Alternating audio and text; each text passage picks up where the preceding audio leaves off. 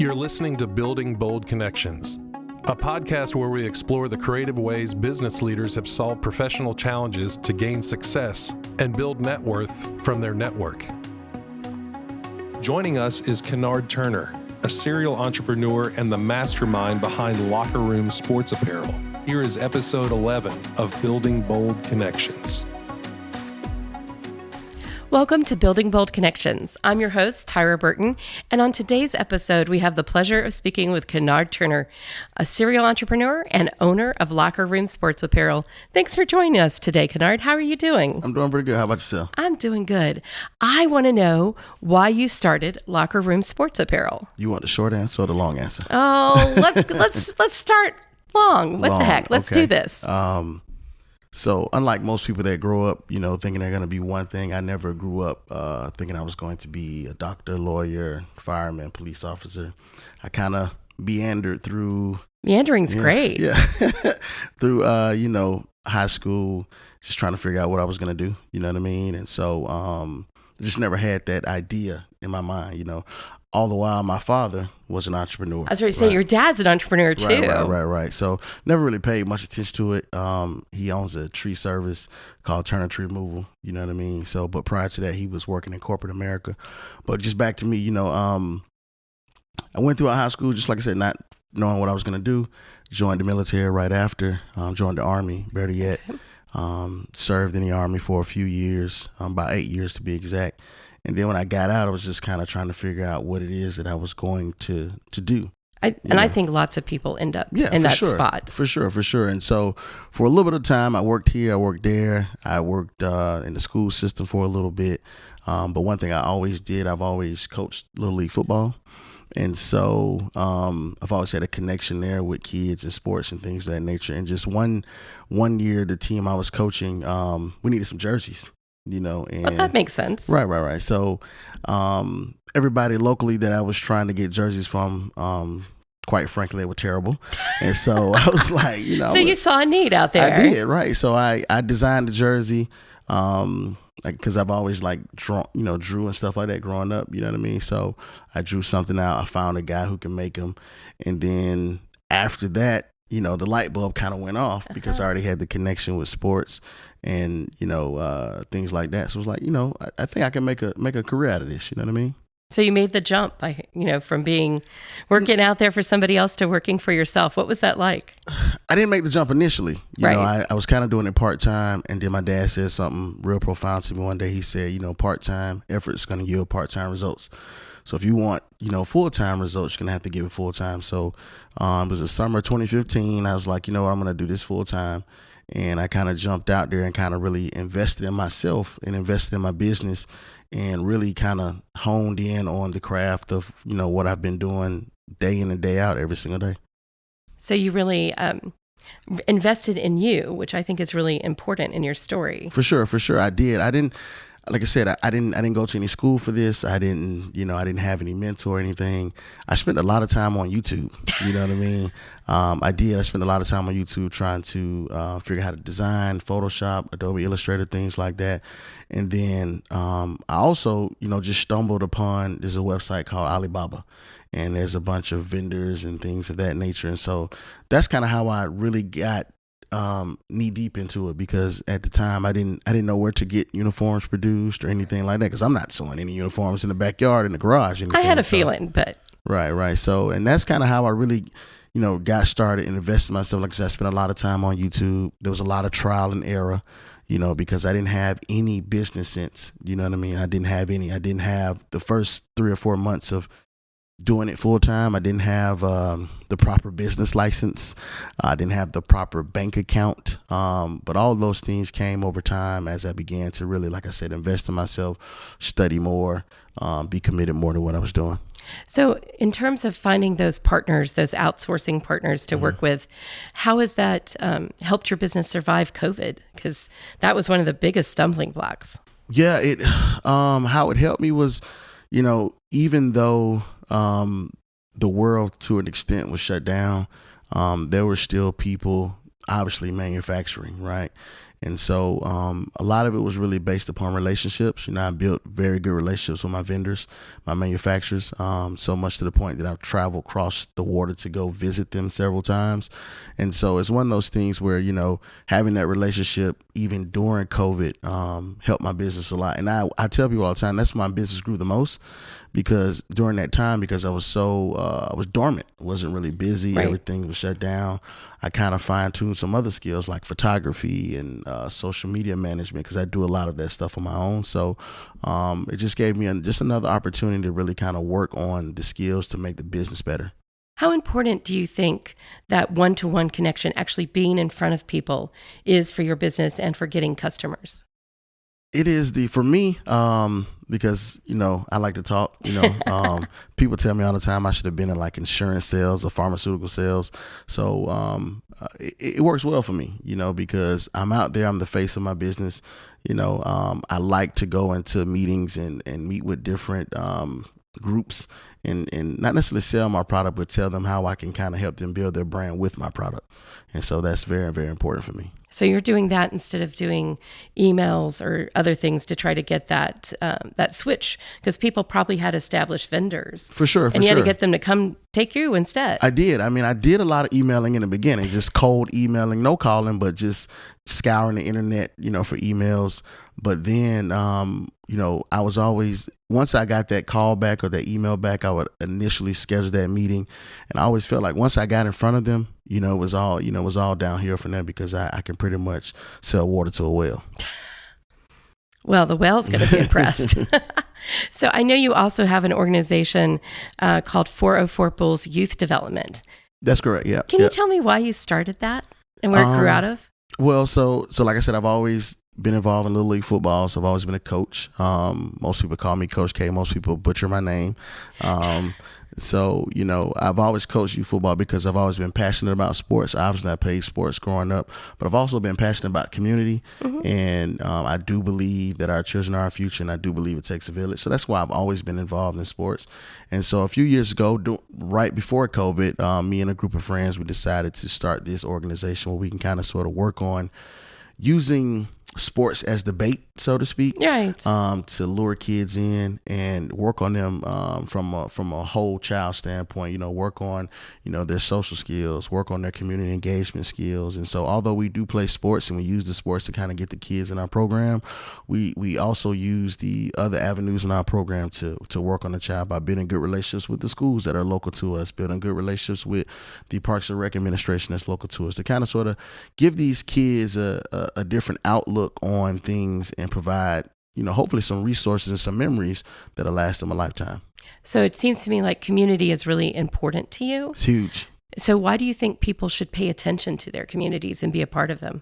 I think the biggest thing is, it's like anything else, it's like if you live in that community, and you shop in that community, you buy gas in that community, you buy groceries, you go to school in that community, you have a responsibility to, be a part of it and make it better, especially if you're a part of it. And so I'm big on, wherever it is that my domicile is, it's important for me to make sure that I'm active in that part, doing my part. You know what I mean? Mm-hmm. Because I do believe it takes a village to make everything that we're doing better. And I think that's something I learned in the military, being in the Army. You know what I mean? Because I was dependent upon, someone else, and someone else was dependent upon me. And that's kind of what made everything work. So it seems like teamwork is also something that is a common thread throughout your life. Yes. So can you speak about the importance of teamwork and how you've developed teams to help you accomplish your goals? As cliche as to say, teamwork makes the dream work. It does. It's one man can't do everything by themselves. You know what I mean? So it's good to have people that have the same vision as you, that have the same interests, that want the same outcomes. Because if you have, 4 or 5 people doing the same thing, the outcome is more than likely going to be greater, especially when we're talking about community service things, community engagement things, or even business. You know what I mean? Right. Even though with myself, I can't do everything by myself. So in the beginning, I did do a lot of it on my own, like a lot of the design and things of that nature. But I had to understand I had to build a team that can help me further and grow my business too as well. So get those experts involved. For sure, for sure.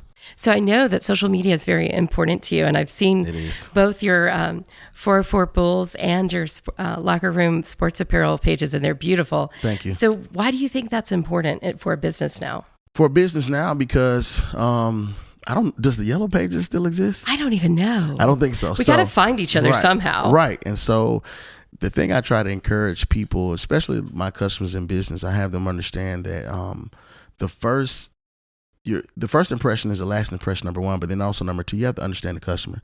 Yes. Most people are going to these social media platforms to find anything. I know I'll use myself.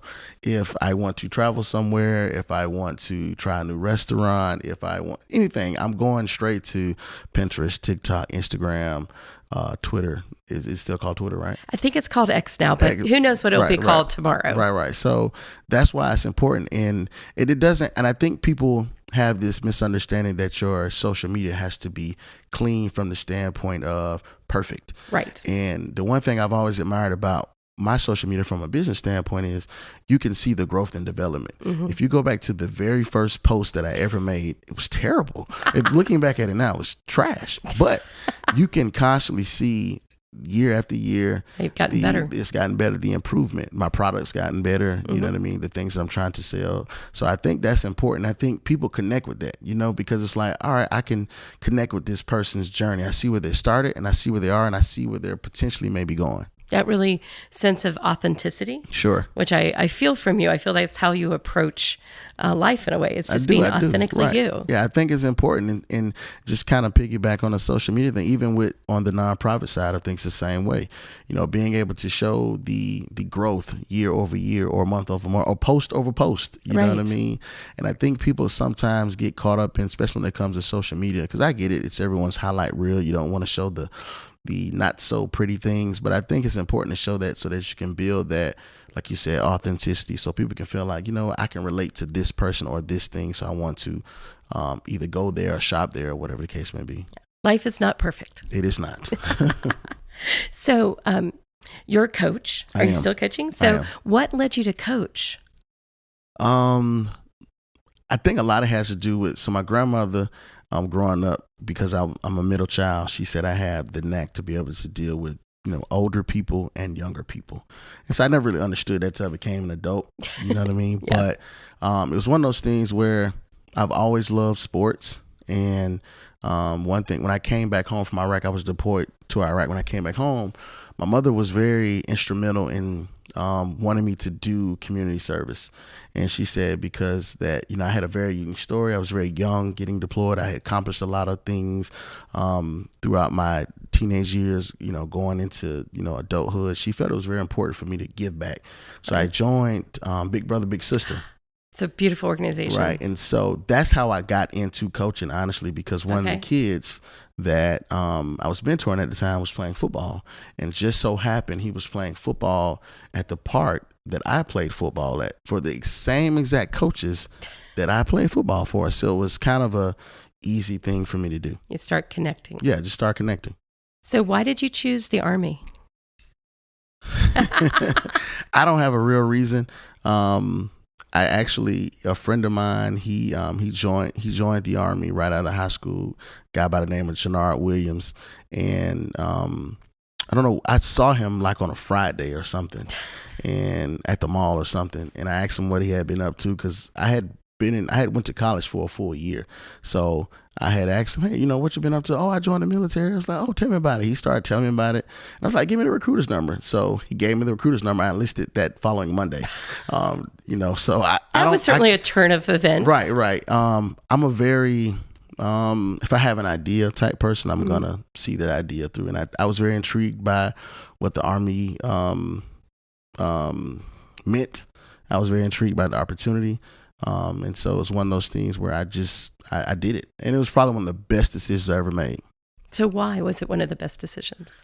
Because I was a very immature young adult, and that experience forced me to grow up. And I felt the sense of that thing of community. I always felt teamwork. Mm-hmm. It grew even more in that situation because it was something I had to do every single day. You know what I mean? So as a young person, our college students are trying to figure out what they're doing as Right. well. And even as adults, I mean, I'm not a college student. I'm still trying to figure it out.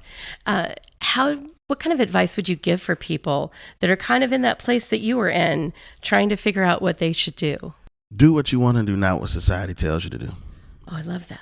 Because I think we have so many, especially the young people, we have so many young followers, meaning that, they're trying to follow and replicate what someone else did. The reality is you can't replicate the success of someone else because it's their individual success. So it's very important. I tell young people all the time, do whatever it is you want to do. If you want to be a professional bike rider, be a professional bike rider. If you want to be a brick mason, be a brick mason. If you want to be a YouTuber, be a YouTuber. But I'm big on trying things. So it's very important that whatever it is that you think that you want to do, at least try it, because you'll never know until you try it. I think our mothers said that a lot to us growing up. I believe so. I know my mom did. I tried a bunch of different things. So I wasn't the child growing up that was afraid to do anything. So I tried a lot of different stuff, whether it was food, sports, different activities. It didn't matter. So I think fear is something that often stops people, and it seems to not stop you. So how would you suggest somebody get past the fear of taking that risk to try something that they really want to do? So I'm going to give you, my brother growing up he's 2 years older than me. Okay. And he was always better than me and everything. So, I'll never forget, I was 14 years old and I was definitely afraid to talk to girls. Right. And so we went to the mall one day and he was like, we're not leaving the mall until you get 10 phone numbers. I was fearful. I was like, I can't. Seems reasonable to me. Yeah. I'm a very personable person, but just walking up to a female and say, hey, my name is such and such, let me get your number. That's very terrifying for me. Right. I think it's terrifying for most people. But the best advice he gave me, and I still hold on to it to this day, is what's the worst thing that she could say?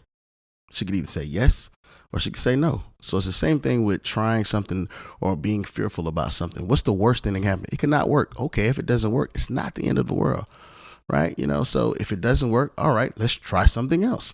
Because even in business, a lot of things that I did try did not work. But, I had to learn from, hey, it didn't work. Okay, let me try something else. Well, maybe it would have worked if I would have did this differently.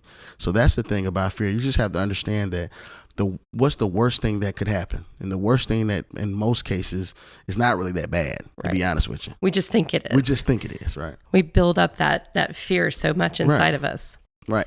So you're a serial entrepreneur. So what's next? So outside of Locker Room Sports Apparel, outside of 404 Bulls, I do have a rental car service. Okay. So that's something I jumped headfirst in doing. Right. Took that risk, walked off the cliff. Yeah, I literally woke up one day. I was watching a YouTube video or something. I didn't know it was this app called Turo. And I didn't know anything about Turo, so I was like, oh, I'm going to try this. I went and bought like 4 cars from a dealership and put them all on the Turo app, and they all did very, very well. And then I was like, you know what, maybe I can just do this privately and not use Turo. So that's something I do too as well. What's next on the horizon for me as far as business? I mean, it's really kind of scaling my business that I'm currently at with Locker Room Sports Apparel to a larger platform. I've always envisioned, getting my business to a place where I can sell it. You know what I mean? And go to the next thing. And go to the next thing. So that is something that I envision for myself maybe over the next 5 to 10 years. So what do you think makes a good leader? A good listener. I mean, you have to be able to listen. I think that's one of the main things about being a good leader. But you also have to be a good follower. Too. You have to put yourself in a position where you can follow other people and be able to listen to direction, because you're not always right. And I'll be the first to admit I haven't always been the greatest listener, especially in business, because I'm big on, if it's my dream, it's my dream. You know what I mean? But that doesn't mean that someone can't offer assistance in me achieving my dream. Absolutely. Right. So how did you learn to listen better? That's a tough question. I'm still working on this myself. I think failure helps. I think, failing a time or two, thinking that you have the answer for something and realizing that you don't, and then listening to someone's perspective that may be different from yours, I think that helps a lot. Well, I think your thoughts about failure go back to why it's okay to take the risk. Right. What's the worst that can happen? You fail, but we learn from it. Right. So what's been your biggest failure that turned into your biggest success?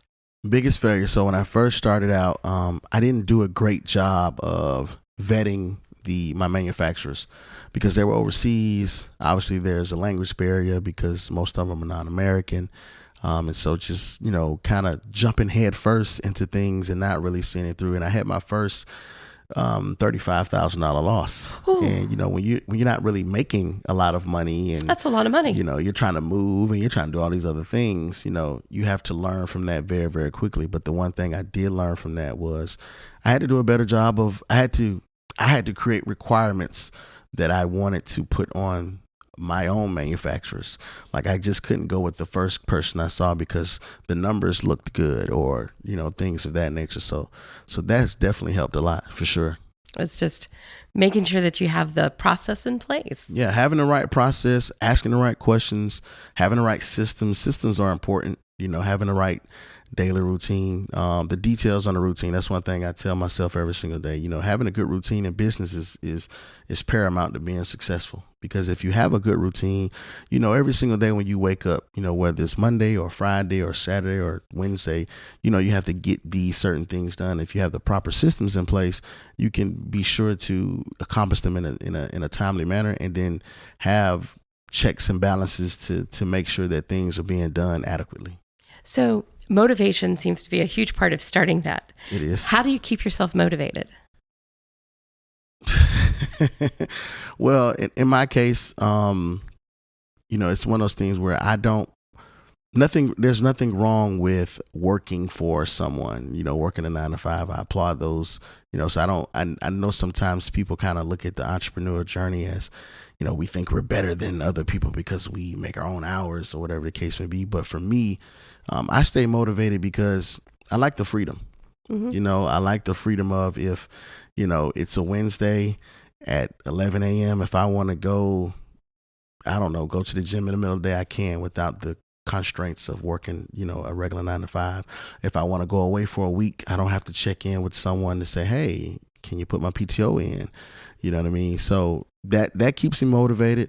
Also, the success of my business keeps me motivated. It's one of those things. Success can be a drug sometimes. And it's one of those things where when you've been successful at something, you kind of want to be more and more successful at it.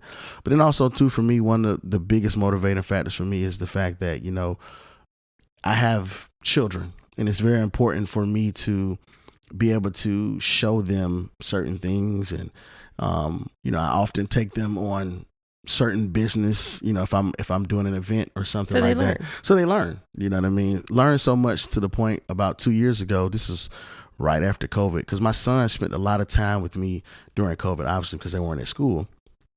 He learned a lot, and I didn't realize how much he learned.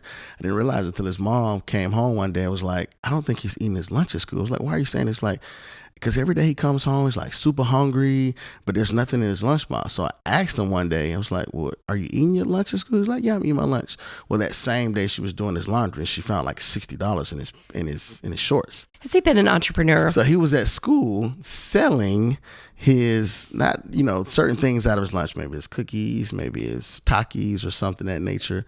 He's learned. So I was very, very, very proud. And so at that moment, I told him whatever he sold, I would match it. Aw. Yeah.